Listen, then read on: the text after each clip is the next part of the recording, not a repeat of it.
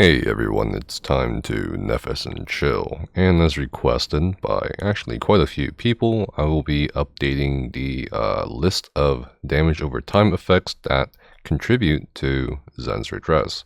Sort of as a recap, I would definitely check out the 2-year-old videos from Style Anima and AsianCon for the more detailed mathematics and specifics as to when, why, and how to use Zen's Redress. I'll give my own overview here, 2 years after the fact.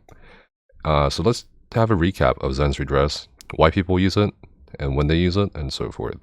So Zen's Redress is a light armor set found in the worst dungeon in the game, Lair of Marsalok. It has magic recovery, weapon and spell damage, and max magicka. The 5th piece bonus is your light attacks apply the touch of Zen on enemies for 20 seconds. Enemies with the touch of Zen take an additional 1% more damage for each damage over time effect you placed on them, up to 5%, so 5 damage over time effects. You can only receive the benefit from 1 touch of Zen per enemy.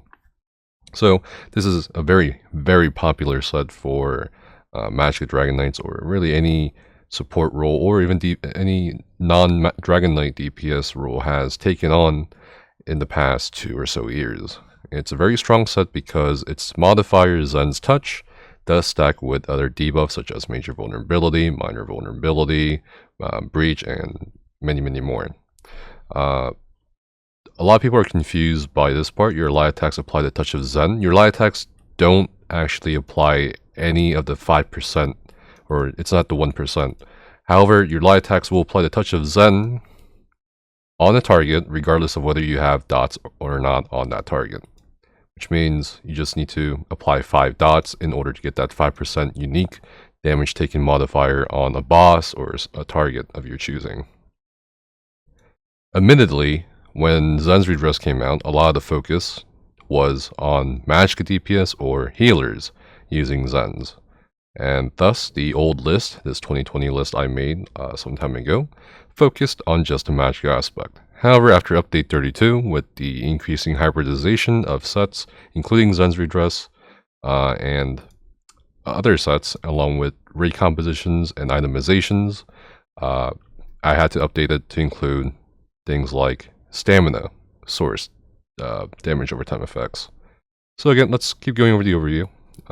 Due to its damage boost offered to raid teams, Zen's Redress has become a staple set, whether it's on a support or DPS role. This has not really changed. As a note, it offers the 5% damage taken on the target to everyone in your group. So raid team, 4-man, doesn't matter, although it's highly unusual for you to use it in 4-man. This is usually put on a non-Warden healer or a Magic Dragon Knight DPS as of the Stonethorn patch. As of this patch, it's still put on a support, typically a healer, or a Dragon Knight DPS. Whether it's Magicka or, more recently with my testing, Stamina Dragon Knight.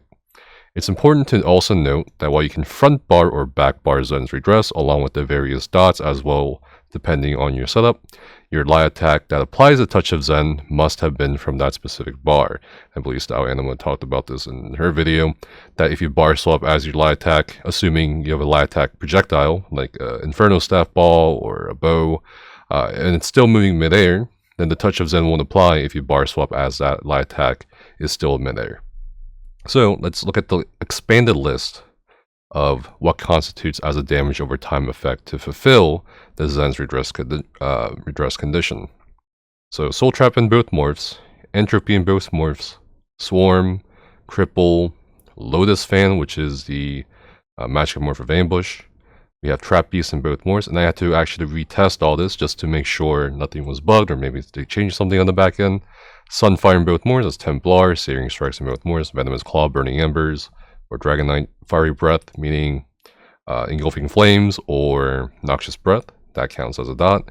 Burning Talons from Dragon Knights, Mage's Guild Scouting Rune, Destructive Reach, Carve, Acid Spray, Soul Tether, Lacerate in both morphs, Twin Slashes in both morphs, Scattershot in both morphs with only the BRP bow, which is the perfected virulent or just virulent shot, as it does apply a damage over time effect. And of course we have Poison Arrow in both morphs, such as Poison Injection, Venomous Arrow, and Lethal Arrow, the poison morph of Snipe. Note that the skills, or things like Haunting Curse from a Sorcerer, or Solar Barrage from a Templar, or the Icicles from Warden, may apply a debuff or a delayed damage effect every specific interval, but not as a damage over time effect on the target. So there's a difference between AoE skills applying damage over time effects, but that damage over time effect is AoE based typically, and does not really leave any mark on the target. Because once that target moves that AoE, they don't have that AoE's effects on it. Unlike Scouting Rune, which is AoE, and however it does leave a damage over time effect on target, unlike Stampede or Solar Barrage and stuff like that, or Caltrips. AoE skills that do count as damage over time, and I note this here as evidenced by Dominator's working on many skills, but that do not apply an actual single target dot to targets, do not count towards a Zen's Redress. So pretty much every skill you see here are the only skills that apply Zen's Redress in the entire game. Maybe I missed one, let me know if I did, but I don't think so. Non-skills, chance and indirect, this basically means, okay, this has a chance of applying a status effect damage over time, or it can come from a skill from here, from this list. So here we have poisons that can apply damage over time effect for your Zen's Redress. So this is going to be double dot damage health poison number 9. Burning status effect dot from Burning Embers, burning status effect dot from Burning Talons. So what this is really cool actually, because Burning Talons, as we can see here, counts as a dot in itself. But if the burning status effect dot procs from using Burning Talons, that counts as a separate damage over time effect. So now you have 2 dots, which is 2% out of 5%. And of course, things like here, Scouting Rune, Infernal Stab, Burning Status Effect, Flame Enchantment, Elemental Weapon RNG, because Elemental Weapon can only apply one of the 3 Elemental Status Effects at a time. We also do have Poison Status Effect dots from Poison Enchantments, Lethal Arrow, Venomous Claw. And of course, interestingly enough, the Black Widow synergy from using Shadow Silk applies a poison damage over time effect on target. Reliquin, which is the DPS set, also applies the damage over time effect on target. So that counts as a Zen dot as well.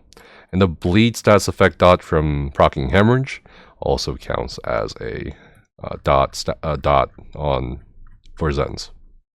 And I'll explain here that status effects such as Concussion, Chilled, Disease, Sundered, and Overcharged don't count because these don't actually apply damage over time effects, but rather inflict minor debuffs or deal instant damage instead. So you gotta look closely or keep testing it. The chances of applying status effects in general as follows, and you can just kind of take a look at that. And if you're on PC, you do have the option of running Xoi's Proc-Set Timer, which can help you track Zen's Redress on the bosses. But yeah, that's pretty much it for this video. I thought it'd be nice to kind of go back to Zen's Redress and update it for 2021 and onwards, because again, the old list was pretty outdated. It just only took Magic into account and nothing else. But now that Stamp raid teams are using it too, this is certainly pretty useful, and maybe it will also drum up some more theory crafting throughout the community. But yeah, thanks so much for watching. Stay safe, have fun, and see you guys next time.